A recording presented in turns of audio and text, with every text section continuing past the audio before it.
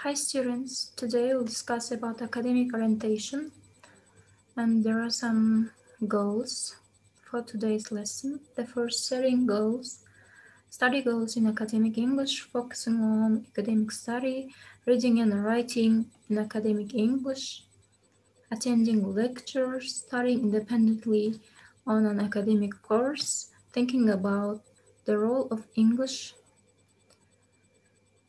Okay, in this unit, you'll introduce about some key skills that you learn about during the course and the focus on the futures of academic English and issues that relevant to using English in an academic level. Okay, the first, let me introduce you. What is CEFR? And what English language level do you need to have in order to study at university in English? Okay. In this lesson, you'll answer to the next questions. What is the common European framework of reference? Why do we need it? Examples of can-do statements. What is it used for? How can the CEFR be useful for teachers? And which countries recognize it? Okay, the Common European Framework of Reference for Language, Learning, Teaching, Assessment, abbreviated as CEFR, is a framework used to describe achievements of learners of foreign language across Europe and increasingly in other countries. It gives you a detailed description of learners' level by skill in a language-neutral format. It's a useful reference document for school teachers, directors, syllabus designers, teacher trainers, and the proficient learners. The CEFR has three broad bands, A, B, and C. Very loosely, you can see these as similar to beginner, intermediate, and advanced. So the CEFR levels are more precise than these terms and calls them basic, independent, and proficient. Each of these bands is divided into two, giving us 6 main levels. In basic user, we include A1 and A2, then the way stage and breakthrough. In independent user, there are B2 and B1, the threshold and vintage. In proficient user, it's C1 and C2, effective operational proficiency and the mastery of CEFR level.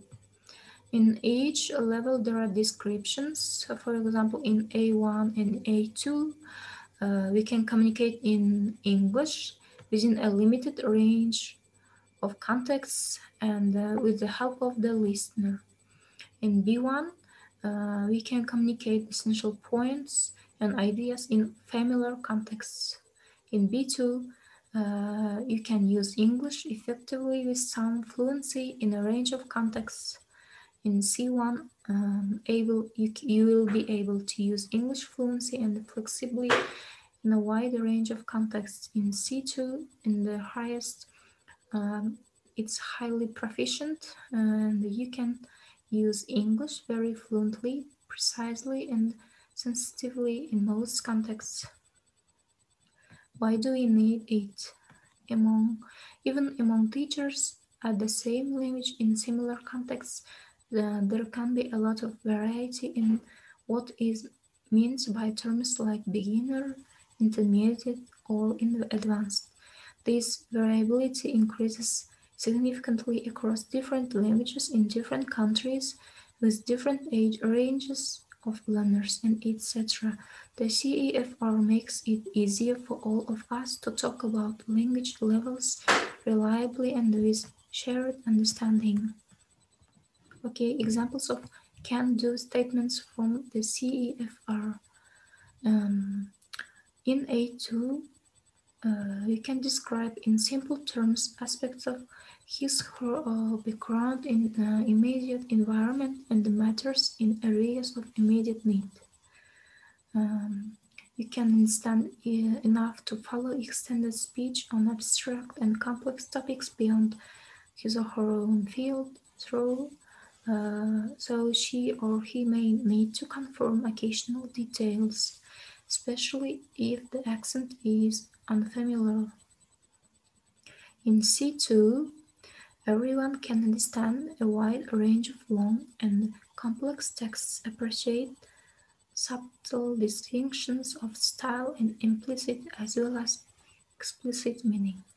In B1, you can write personal letters and notes asking for or conveying simple information of immediate relevance, getting across a point and to feel to be important. In B2, you can use stock phrases like "that's a difficult question to answer" and to gain the time and keep the turn whilst formulating way what to say. What is it used for? The CEFR used for many different practical purposes, and it's developing syllabus, creating text exams, marking exams, evaluating language learners' learning needs, designing courses, developing learning materials, describing language policies, continuous and self-assessment. How can the CEFR be useful for teachers? At first, it helps understanding language levels better and also helps seeing more clearly what learners need to work on.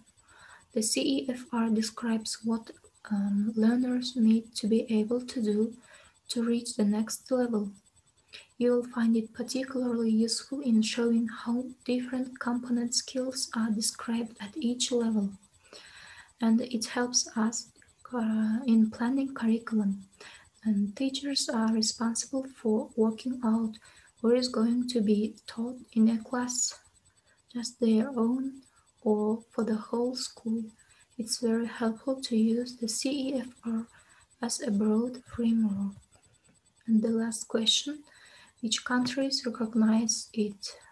It's certainly recognized in all European countries, but is increasingly referred to at national or regional policy levels in many countries in Asia, the Middle East, Latin America, and Australia. Universities, schools, and colleges increasingly use the CEFR as a common framework for describing language levels. And after this presentation, you should answer to those questions. The first question, what English language level do you need to have in order to study at university in English? And the next question, how close do you think you are now to reaching this level? And the suggestions to help you to write your answer. Quite close, I've got a bit of study to do something. It's a long way off. And the next question, what do you think you are good at in studying English? For example, speaking, grammar, vocabulary, listening. What aspect of academic English study do you think you need to improve? Put the following in order: the first most difficult and the last least difficult. Here are given the 7 options: finding useful texts in the library, planning essays, taking part in discussions with other students, doing presentations in seminars, reading articles and books, writing essays and understanding lectures.